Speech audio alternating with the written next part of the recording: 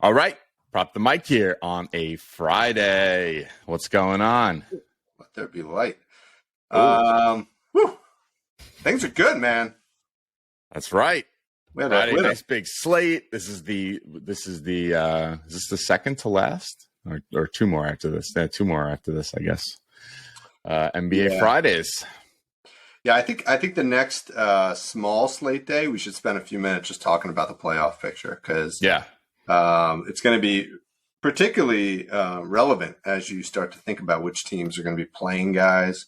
Just knowing that might give you a little edge early in the day before the lineups are set. So that's a good idea. I think next Thursday there's only 2 games next Thursday, so we'll that's a good day. Yeah. All right. So we have 10 games tonight. I think we're going to deep dive into 6, and then we'll just kind of bounce back to the other 4 at the end and see if Tom can contain himself. Find something? Yeah. I mean, the three of them we're leaving out of the 3 like tanking teams, right? Yeah. Although there were, I think, 4 games on the slate today. We are covering 2 of them. Before that, the spread was, I think, minus 11 or higher for the home team. So I was actually, I looked at it this morning. I was very tempted to just put those 4 teams money line together. Yeah. I don't remember. It was definitely the Grizzlies and the Celtics. I can't remember the other 2. But and that actually gave you minus 122. So that was not bad. Interesting. All right, let's go into this is a prop show. Let's stop talking about the game lines. Yeah, right? Come on, let's go. All right. So first game, we got the Pacers at the Celtics. Celtics are minus 11.5 at home. That was one of the games we were talking about. Total is 236 in this game. What do you like?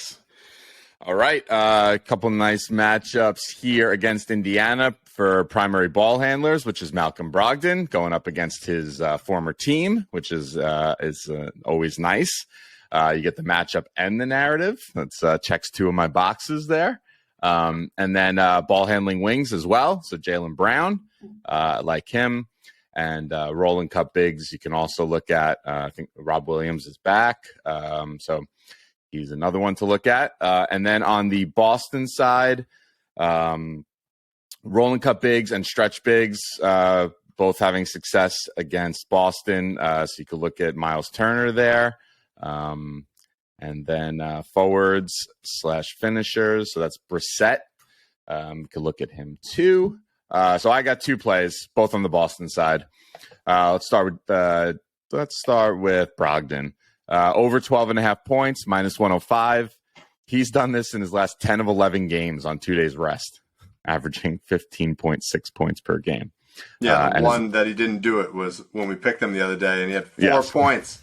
I know. What was up with that? And he barely played, right? I know. What happened there? I don't know. But we're going back to the well. We got it. And the last 2 times he played Indiana, he had 24 and 18. Right. So it's just you got to go back, especially that he failed us the other day. It's not going to happen twice in a row. This is money in the bank. Knocking on some wood. I liked Brogdon. I liked the narrative. I liked the matchup. I liked his rebounds and assists, actually. Over 6.5, minus 109. He has hit this in 6 of his last 10, but as a subset of those he's hit it in 5 of his last 7, and he's hit this in 7 of his last 10 at home. So those are all good. But really, the exciting part was his last 2 games against Indy. 11 RA and 12 RA. So just totally crushing it. I am never supported this with any data, but I do believe that the 2 categories guys get up for when they play their old team, rebounding and steals, right? And they're like the 2 effort stats, right? Yes. Yep. So I love those. I love anything that involves rebounds with him tonight. Yeah, I think that's good. I guess we could combine forces and just do his a par. His par. Yeah, that wouldn't be a bad idea. Yeah. Okay, cool. And then I like Jaylen Brown. I think this is a Jaylen Brown game. You usually have a Tatum game or a Brown game. I think scoring wise, I think this is a Brown game. But the prop I liked the most was just his rebounds. Yeah, 5.5 rebounds. You were on it. Yeah, I looked at his points. He hasn't scored that much against the Pacers, right? Wasn't he under 20 points or something like that? But yeah, what do you have, 10 or 11 rebounds each time he played the Pacers? Yeah, the 2 times he played this season, he had 10 and 11. So, and I looked, I'm like, was Tatum out? No, Tatum played both those games, so you don't have to worry about that. He's dominant on the boards on 2 days rest. 8 of 12 this season on 2 days rest, averaging just under 7. And his last 4 of 5 on 2 days rest at home, averaging 7.2. Let's do it. I like that. Yeah, let's do it. And I don't know. Tatum seems to be backing off a little on his rebounding of late, so I think that just opens up from where it was. Well, yeah, not from his normal baseline, but from the 12 rebounds a game he was averaging. Yeah. I don't know. I don't even know. The last 2 games, yes, he had 3 and 8, but before that he had 12 and 12, and 2 games before that he had 15. So it's really, again, rebounding is just effort, right? So if he wants to go out and get it, he can get 10 rebounds in a game he wants. Yeah. Okay. Especially against the Pacers, right? Who are just horrendous. Yeah. And did you have anything on Indiana? No, it is Miles Turner's birthday, though. Oh, really? Yes, and you liked him. I like. Not only did I like him, but he had 40 points against Boston in the beginning of February. Oh, so was that the game where he just hit 8 threes or something like that? Yes, that was that game. Yeah. Oh, nice. Oh, right. How are we not betting on Miles Turner here? You want to do like 5 threes for him or something like that? Oh, that's nice. Plus 1,600. Wow. All right. Well, no official play, but definitely, we'll throw a fun one up on Twitter later. Yeah, he had 8 threes in that game against Boston. Amazing. Yeah. All right, cool. Ready to move on? Yeah. Just to note, you can get him for 2 plus 3s at plus 150. How often does he do that, though? Not often. Not often. Let's answer the question. I'll look it up real quick. He's done it. 13 of 30. Last 13 of 30 on the road. He really doesn't hit that many threes, huh? Yeah, 27 of 44% hit rate this season. He shoots a lot, but they don't go in. Look at this game against Milwaukee where he had 2. That was the most recent game he had 2. He shot 7 threes that game. So he's not shy to shoot him, but yeah. All right. Next we got the Rockets at the Grizzlies. Grizzlies are minus 13, so another potential blowout. Total here is 233.5. They just played 2 days ago. We just spoke about this game. I'm running Şengün back. It was amazing play the other day. Jae'Sean Tate is still out. So now he's done this in 8 of 10 without Tate, averaging 30.4. His last 7 of 8 without Tate on the road, averaging 30.5. I think this is a no-brainer. This is the par, right? Par. Yeah, sorry, I didn't even give the prop. Yeah, it's the par. It went up 1 point. It was 26.5 the other day when we had this. It's 27.5 now, but I still like it. What did he have in that game? Like 30-something, right? 37. So 3 games against Memphis this season, 37, 24, 36. Yeah, they can't stop that guy. No. He's really good. Yeah. Okay. And then on the did you have anything on Houston? Yeah, I had a little sneaky one. My only play for the game, actually. Kmart. Yeah, Jr. That's my other guy. No. You definitely don't have what I have, though. Okay. Over half a 3. So 1 3. Yeah. Nice. Is that what you had? No, I didn't have it. But the only 2 guys like that had good matchups against Memphis were Şengün and Kmart. So those are the 2 guys. But yeah, so he's not a great 3-point shooter. You don't think about him, right? He's like super athletic, jumps out of the building, scores most of his points in the paint around the rim. But in his last 7 games, he's had a 3-pointer 5 of the last 7. Mm. Against Memphis, he's had a 3-pointer in all 3 matchups this season. He had 1, 2, and 2. And what I look at for threes more than how many you make, but how many do you attempt, right? Yeah. So in the last 2 matchups against Memphis, he's attempted 5 threes in each of them, right? So he really, in order to cash this, he only needs to shoot 20%, right? Yeah. And just watching the game the other day, it kind of looked, I saw like maybe a quarter or so of the game, but it did look like part of Memphis's game plan was just to let him shoot from the outside. So just let him shoot. Yeah. Yeah. Because that's give not his three, game. yeah. So I think they're going to continue to do that, try to keep him out of the paint, and he'll probably get 1 or 2 threes tonight. So this should be easy cash. I like it, dude. If you go back to last season, he's done this in his last 6 of 7 against Memphis. Oh wow, I didn't even look at last season. He was three. He did it in 3 or 4 games against Memphis last year. It's probably like page 1 of the Memphis how to play the Rockets playbook. It's like page 1.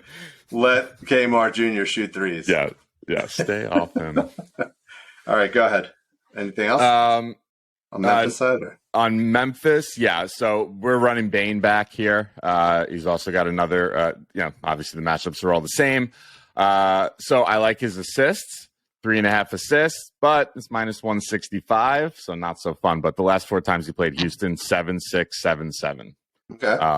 And then his threes, over 2.5 threes, also minus 145, so not super nice. But he's done in 6 straight games against Houston, 3-6, 3-3, 4-3.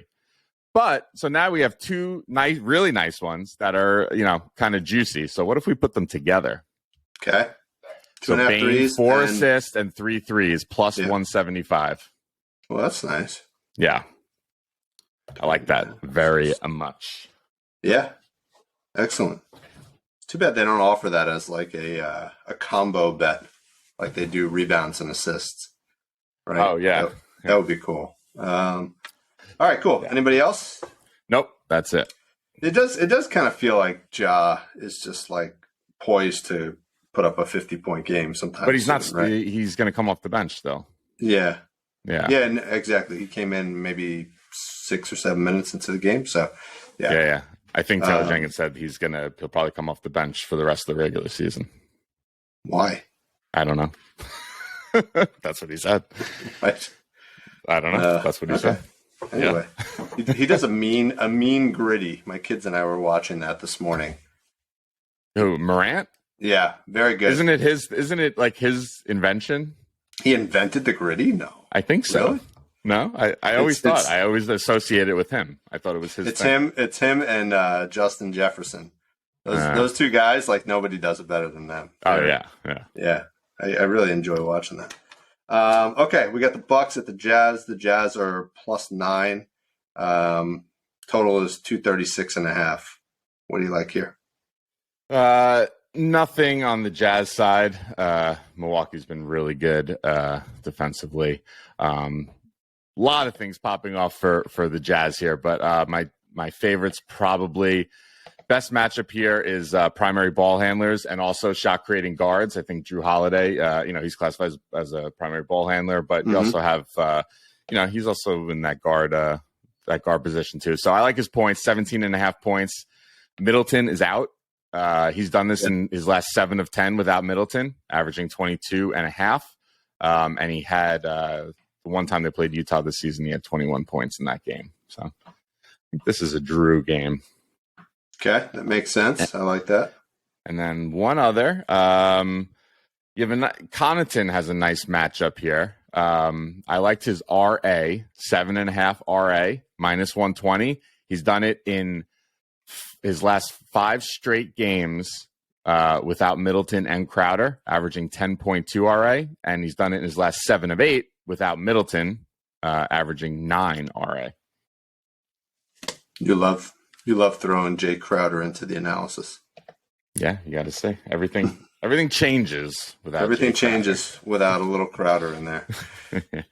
I looked at the same thing. I did start with Connaughton. I liked his rebounds, so his rebounds and assists also makes sense.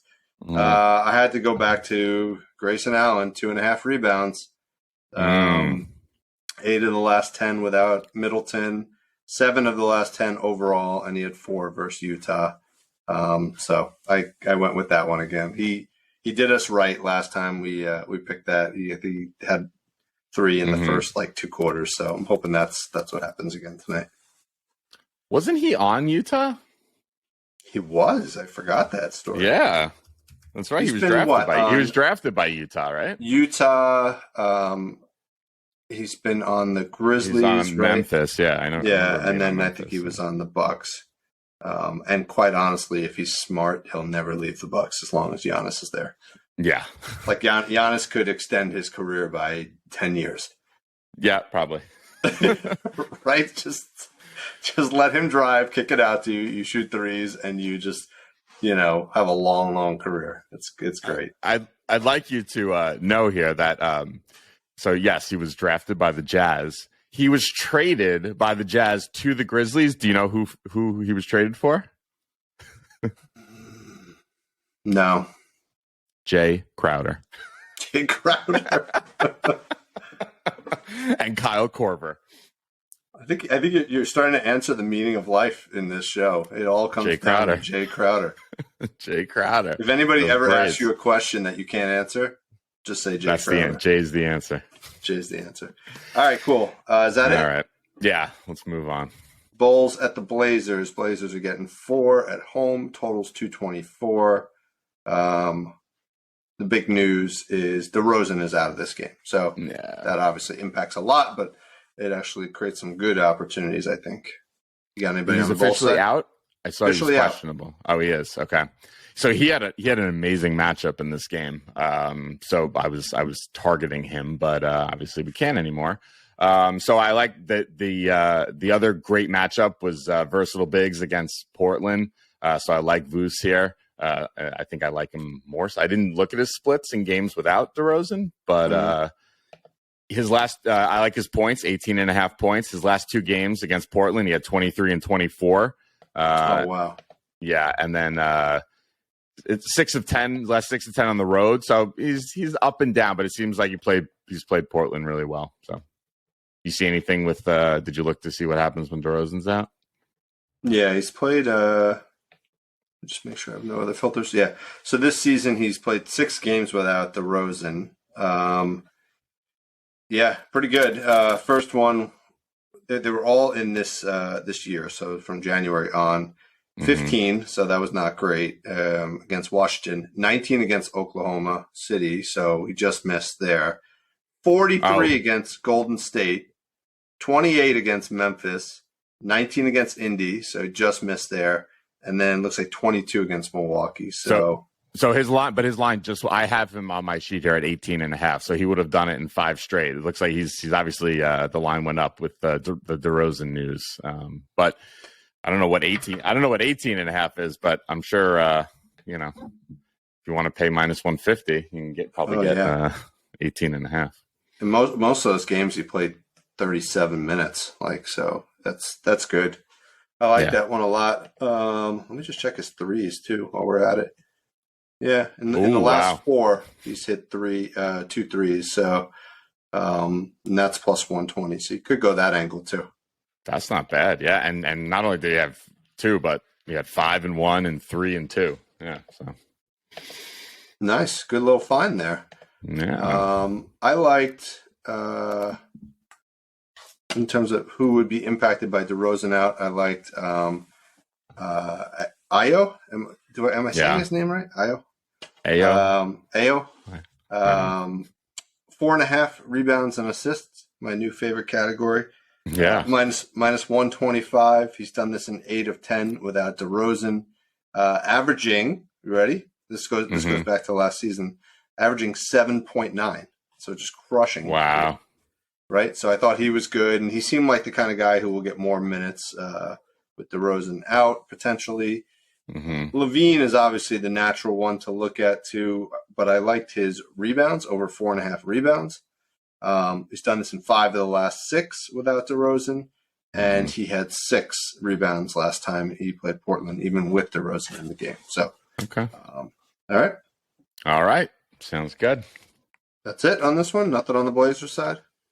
Nothing on the Blazers side. Chicago. I tried to find something. Chicago is not stuff is not popping off against Chicago. The only one possibly looks like Tybal is in a nice matchup here. Yeah. He's so low usage. I mean, I know he plays a lot of minutes, but I don't know. Yeah. I mean, Dame is the first, second, and third option on that team. Yeah. So that would make Tybal like the 7th or 8th. But yeah. All right. So let's move on. We got the Suns at the Kings, another West Coast game. Kings are -3.5 at home. You'll like this total, 239.5. I do. What do you like in this game? All right. So on the Phoenix side, Sacramento's just been so many good matchups here. Shot creating wings / forwards is like I think it's the best matchup against Sacramento since February 1st. So that's my play. Devin Booker, 32.5 points, super high, -130. But he's done this in 6 of his last 10 overall, averaging 34 points. 5 of his last 6 on the road, averaging 36.5. And his last 3 games without Ayton, 33, 46, and 58 points. Wow. Is Ayton's out of this game? Ayton's out. Oh, all right. Well, that makes sense then. Yeah, and 240 points. I mean, that's a guaranteed 28 points for Booker. That's probably his floor in this game. So I think his ceiling could be 40 something. Yeah, easily for sure. This is the Booker game. Yeah, this is a Booker game. All right. Anybody else on the Suns or the Kings? What do you like? No. So primary ball handler is also nice. So Chris Paul in a nice matchup here. But yeah, I think it's all Booker all day. And then on the Sacramento side, not a lot of good matchups against Phoenix here. But you can get some of your off-ball guys, like your off-ball guards and off-ball wings are nice. So that's like Huerter and although he's questionable, Monk. So I would look at some of those guys, especially in a high-scoring game like this. Yeah. All right, cool. I had one pick for this game. Also, a little unexpected. De'Aaron Fox, but 2 threes. Okay. Don't think of Fox as a 3-point shooter, but no. -115. He's done this in 6 of his last 7 games. In the last 10 games, though, he's been attempting 6 threes a game, right? So that requires us to get a 33% shooting percentage, right, in order for him to cash this. So for the season, he's shooting 34.2% from 3. But in the last 10 games, he's shooting 37%, I think it was. Might even be 38, somewhere around 37, 38%. So that all spells some good math right there.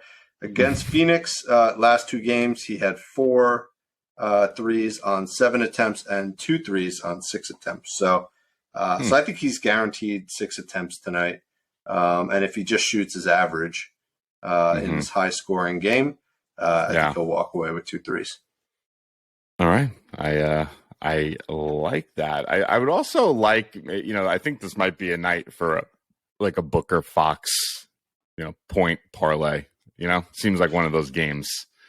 Like a 40, but Fox doesn't really get up to 40, but like 30, not 40. But like something like that. Maybe Fox 30, Booker 40. Yeah, I would. I meant to point out when we were talking about Phoenix also.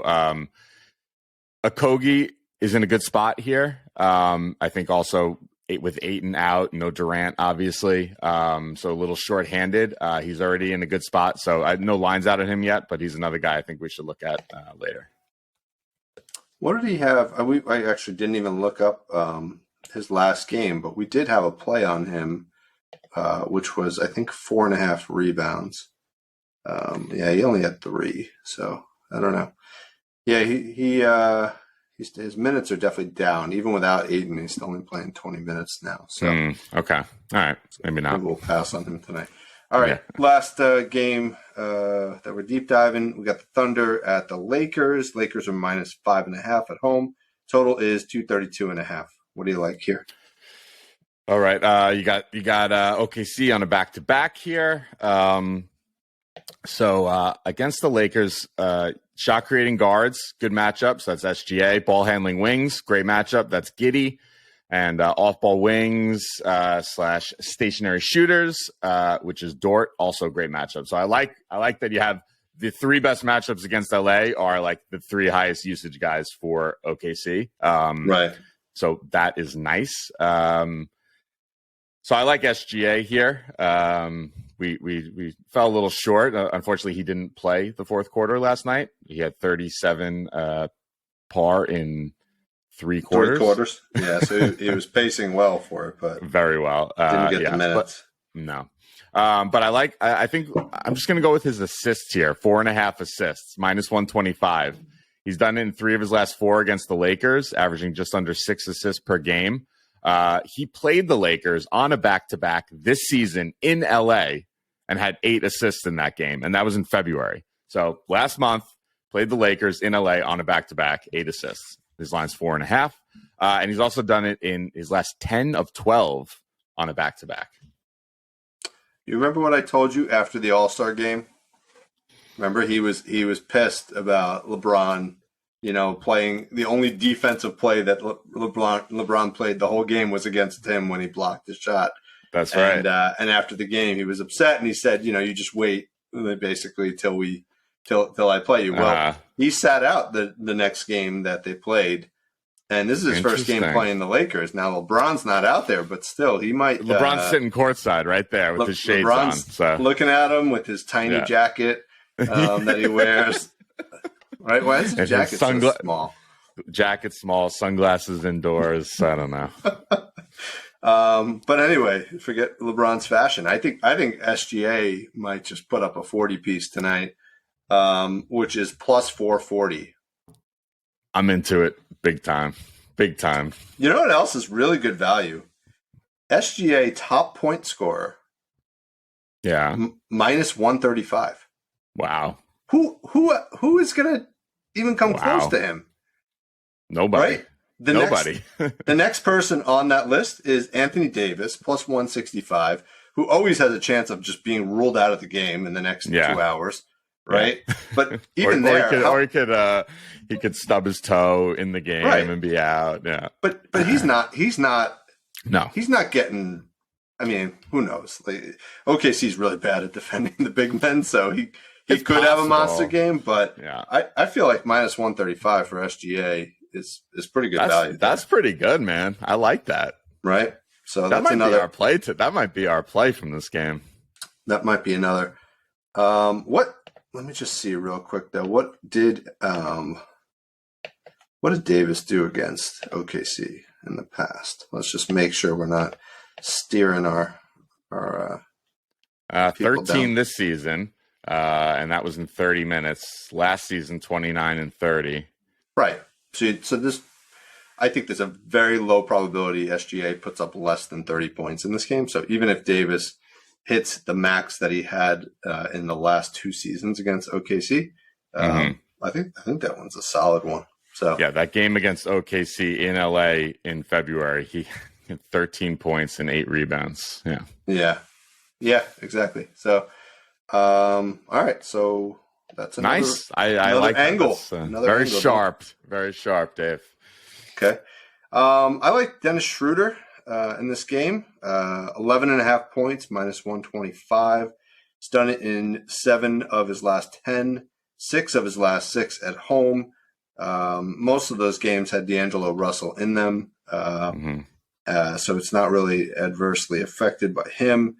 And in his previous matchup against OKC, where he played for 2 seasons, he put up 18 points earlier this year. So I think he's a good play in this game as well.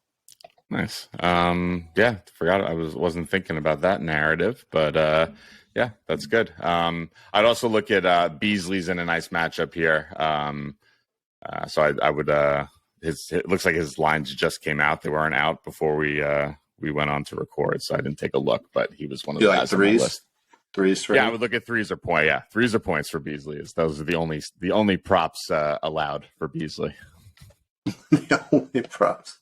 Oh, and we forgot to make note that R.J. Barrett is officially on the 100% ban list after last night.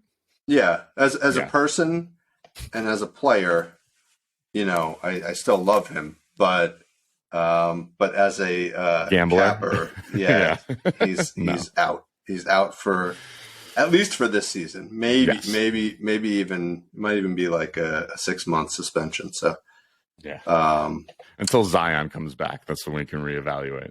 Exactly. All right, so that was the 6 games we're deep diving. We have the Spurs, Washington that we skipped, Detroit, Toronto. What else? Charlotte, Dallas, and Philly, Golden State.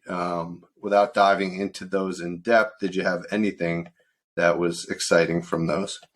Not really. I kind of laid off. I would just point out Washington did not have many good matchups against, as defensively against Washington, but the one that was popping out was forwards, and Sohan is out. So really, they don't have a lot of other guys designated as forwards, but Keita Bates-Diop is. So maybe I tried to do one on him the other day, and he was a late scratch. So you might see him reappear on the feed here. And surprisingly, Beal and Kuzma are both out. So I'm like, this is a Porzingis day, right? Yeah. But it's not there, right? He actually does worry. He performs much worse without them. So, yeah, I think the only guy I saw who was popping without them was maybe your boy Denny Advia. I think he is worth a look. He had some good numbers. I don't remember what category it was, points or rebounds or something like that. But look into him; he was good. The only other one I had from these games, Anthony Lamb. Oh, right, okay. What'd you have? He was on my list. He was on my list here. Yeah. Oh yeah, never played him before. I don't think. I certainly haven't. Maybe you have, but no. Par over 10.5 par. He's done this in 9 of his last 10 games, averaging 13.5.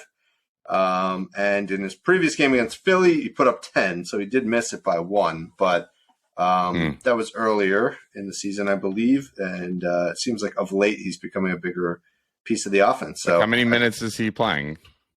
I think he's around 20 minutes.